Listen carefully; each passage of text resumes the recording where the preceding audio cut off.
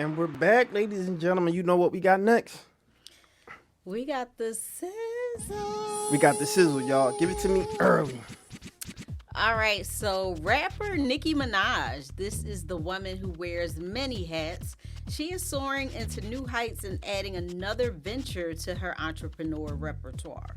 So immediately after dropping her new album, Red Ruby Da Sleaze, Nicki Minaj shared a major announcement on Queen Radio that she has launched her own record label. Nice. So you know the barbs are going crazy, okay? So Nicki has not yet revealed the name of the record label, but she mentioned her friend Patty, aka Patty Duke, Patty Lauren, will be the AR for the label. Nicki Minaj also unveiled her starting roster, which is Nene Fofi. I think that's how you say it. Nene Fofi. Tate Kobang, Rico Dana, and London Hill. So Nicki said, I understand the importance of having somebody else doing the heavy lifting for you.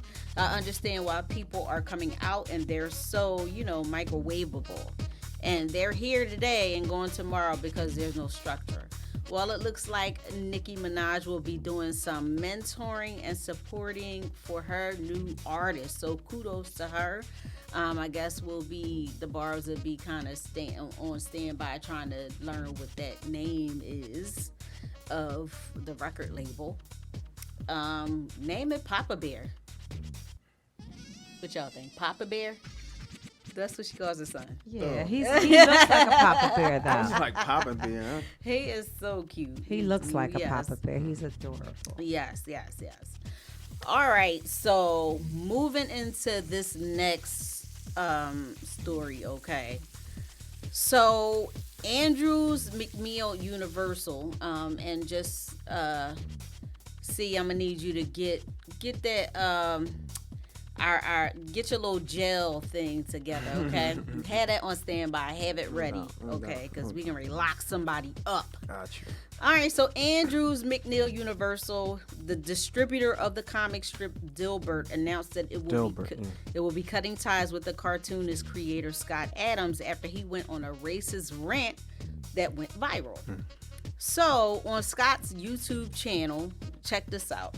Y'all gotta pay attention to these little subtle things. As just keep your eyes open, okay? So on Scott's YouTube channel called Real Coffee with Scott Adams, he aired episode 2027 titled AI Goes Woke. I accidentally joined a hate group, Trump Policing Schools. So this is the title of his episode. So Scott goes on a racist rant during which he labeled black people as a hate group and urged white people to get the HE double hockey sticks away from black people. So as the racist rant went viral, newspapers across the country dropped Scott's cartoon comic Dilbert from its content. So Scott referenced a conservative-led poll by Rasmussen reports that surveyed people by phone and online. The group surveyed 1,000 American adults with this question: do you agree or disagree that this statement, quote, it's okay to be white, do you agree with it or do you not agree with it? So the report that was done found that 72% of respondents agreed, including 53% who were black. Some 26% of respondents disagreed, and 21% said they are not sure. So the poll also found that 79% of all the respondents agreed with the statement black people can be racist too. So the Anti-Defamation League coined the phrase "it's okay to be white" as a hate chant. Wow. All right, so people always had their little jokes, about my last name. My last name is Settles, okay? So, it is what it is. But, they were saying things like, oh, you should settle down, Settles, their little jokes and all that. Some even said that I should be a lawyer with a last name like Settles. Like, that would be a nice little, lawyer name. Well, I like to call defendant Scott Adams to the stand. And you remember that little music, dun dun dun dun dun dun dun dun dun. All right. So let's go to Exhibit A. Pull up Exhibit A of the comic strip. So if you take a deep look at this comic strip, it's the introduction of a black comic strip character, Dave. So in there it's saying the boss, I guess, or whoever he is, he's saying management asked me to add some diversity to the engineering team. Meet Dave. So he's pointing to the black character, and the black character is saying, I identify as white. So the white boss is saying, you're ruining everything, Dave. So he said, Dave, I support your right to identify any way you want, but I'm trying to reach my diversity targets, and it isn't helping me that you identify as white. So Black Dave says, maybe you could identify as black and solve your own problem. So the white, manager said, that's how I paid for college. Wow. Exhibit B. So in this one, he sends out a tweet of his comic strip that he was just talking about, that I just referenced. And he's saying that I just learned that a newspaper group won't run my upcoming comic strip that introduces the first black character, Dave, to the Dilbert verse.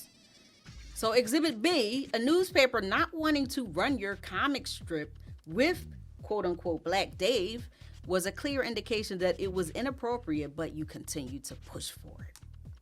All right, so moving right along to the last one, Exhibit C.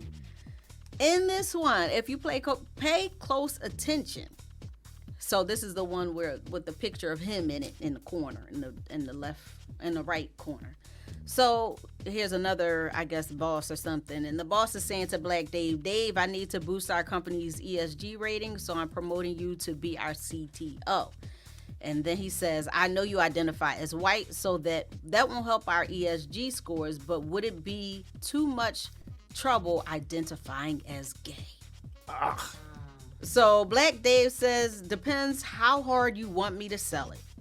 So the white boss says, just wear better shirts. And then he says, the more woke you are, the more you will get paid. So then Dilbert, I think that's Dilbert, says, that feels too subjective. And then I guess this little cat that's at the table is saying, that'll cost you 2 points off your wokeness card, your wokeness scorecard, bigot. So not only did you take shots at the Black Dave or black community or whatever, but you threw in some more jabs at the LGBT community.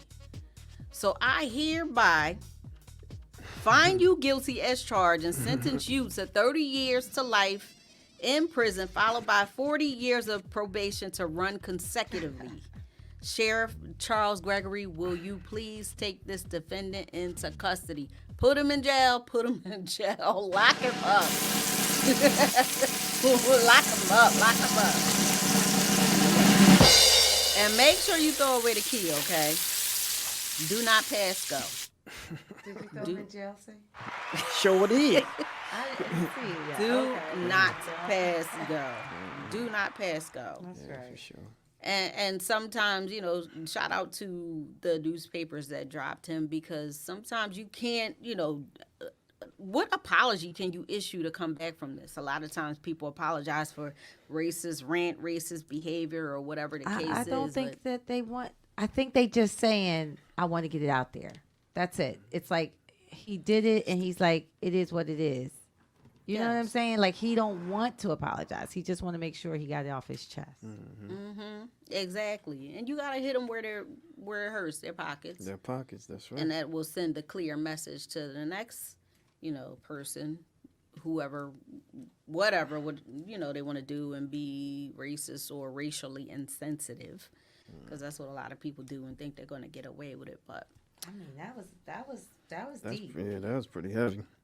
you got to listen to, and it's hard it's hard listening to that stuff because it's like you really just want to jump through the whole camera that he recorded this video on and come straight out with your hands like this.